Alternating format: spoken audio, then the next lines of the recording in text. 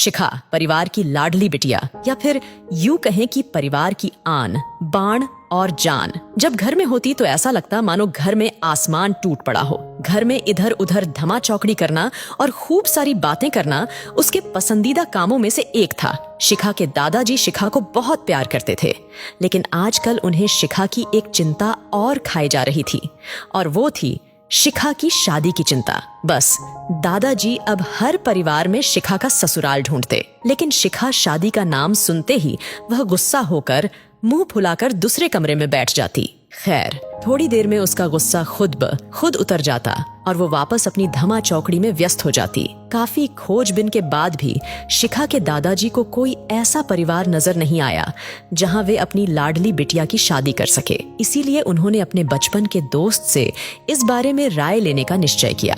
बस फिर क्या था, वे अपने दोस्त राय बहादुर से मिलने बरेली की ओर निकल पड़े। अगले दिन जब वह बरेली पहुंचे तो राय बहादुर ने स्टेशन पर ही उनके लिए गाड़ी भेज दी थी। 10 साल बाद अपने बचपन के दोस्त से मिलने के लिए वे भी बड़े उतावले थे। गाड़ी धीरे धीरे राय बहादुर के घर की ओर बढ़ी। बड़ा सा बंगलो के आगे बगीचा, गाड़ियां और नौकर चाकर देख दादाजी का मन खुशी से भर गया। इन 10 सालों में राय बहादुर ने कितनी तरक्की कर ली है, नहीं तो 10 साल पहले राय बहादुर के पास था ही क्या। बस यही सब सोचते सोचते शिखा के दादाजी अपने दोस्त के बंगलो पहुंच ही गए। गाड़ी की हॉर्न की आवाज के साथ ही राय बहादुर घर के बाहर अपने दोस्त के स्वागत के लिए आ गए थे। अपने दोस्त को गले लगाकर वे दादाजी को अंदर ले गए। घर अंदर से भी काफी शानदार था। अपने दोस्त की संपन्नता को देख शिखा के दादाजी भी फुले नहीं समाये। चाय नाश्ता के बाद राय बहादुर ने उनके खास दोस्त से आने का कोई खास कारण पूछा। दादाजी ने पोती की शादी के लिए एक अच्छा सा परिवार ढूंढने की का काम सौंपते हुए बिटिया का फोटो राय बहादुर के हाथ में सौंप दिया। राय बहादुर भी अपने बेटे विक्रम के लिए एक सुयोग्य कन्या की तलाश में थे। तीखे नैन नक्श, चेहरे पर तेज और एक बार में ही किसी को पसंद आने वाली शिखा। बिटिया को फोटो में देखकर ही उन्होंने शिखा को अपने घर की बहू बनाने का फैसला कर लिया। राय बहादुर इतना सोच ही रहे थे कि इतने में उनका बेटा विक्रम आ गया।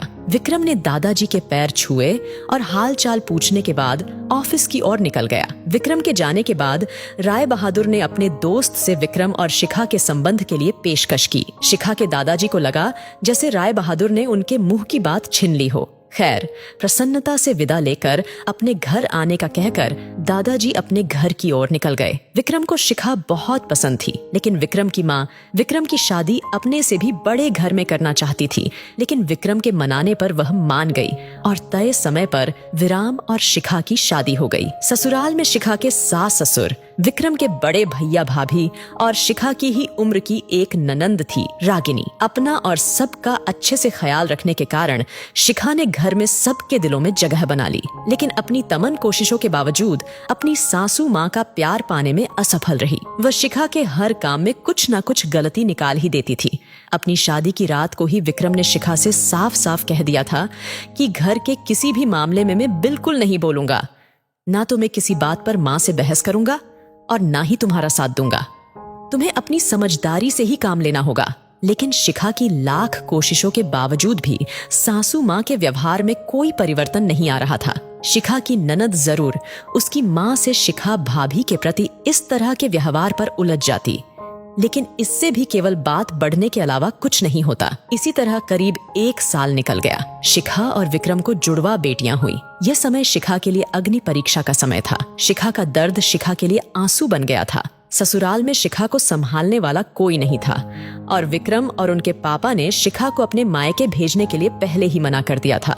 एक दिन रागिनी कॉलेज से आई तो उसने सभी को कॉलेज के सालाना कार्यक्रम में आने के लिए कहा और यह भी कहा कि कॉलेज में उसकी भी 2 थी प्रस्तुतियां हैं, इसलिए आप सभी का चलना बहुत जरूरी है। खैर, ना चाहते हुए भी शिखा को अपनी दोनों जुड़वा बेटियों के साथ रागिनी के कॉलेज जाना पड़ा। कार्यक्रम की शुरुआत में गीत संगीत की कई प्रस्तुतियां हुई। उसके बाद मॉडलिंग राउंड शुरू हुआ। दर्शकों ने तालियों के साथ सभी का उत्साहवर्धन किया। मॉडलिंग में रागिनी ने भी हिस्सा लिया था। आखिरी राउंड में रागिनी के साथ 4 और लड़कियों को सिलेक्ट किया गया, जहां सभी से जज द्वारा एक एक सवाल पूछकर विजेता घोषित करना था। सवाल जवाब का दौर शुरू हुआ। इसी कड़ी में जज साहिबा ने रागिनी से सवाल पूछा, अगर घर में तुम्हारी माँ और भाभी में से किसी एक का साथ देना हो तो तुम किसका साथ दोगी? पूरे सदन में खामोशी छाई थी। सभी रागिनी के जवाब की प्रतीक्षा कर रहे थे। तभी रागिनी ने थोड़ा आगे बढ़कर कहा, अगर भाभी सही हो तो अपनी भाभी का। जज साहिबा ने आगे पूछा, क्यों? रागिनी ने जवाब दिया, क्योंकि मुझे भी कल किसी की भाभी बनना है। जवाब सुनते ही पूरे सदन में तालियों गूंज उठी। सभी रागिनी की सोच और उसके सटीक जवाब की प्रशंसा कर रहे थे। रागिनी को विजेता घोषित किया गया।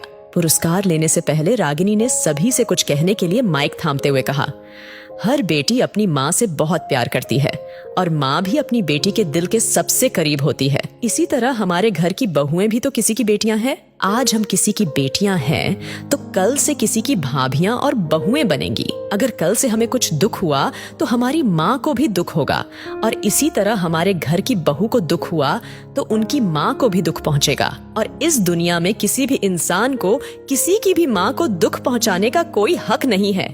इसीलिए हर सांस अपनी बहू को अपनी बेटी समझे तो आगे चलकर उनकी बेटी भी खुश रहेगी। रागिनी के इतना कहते ही पूरा सदन एक बार फिर तालियों की गड़गड़ाहट से गूंज उठा।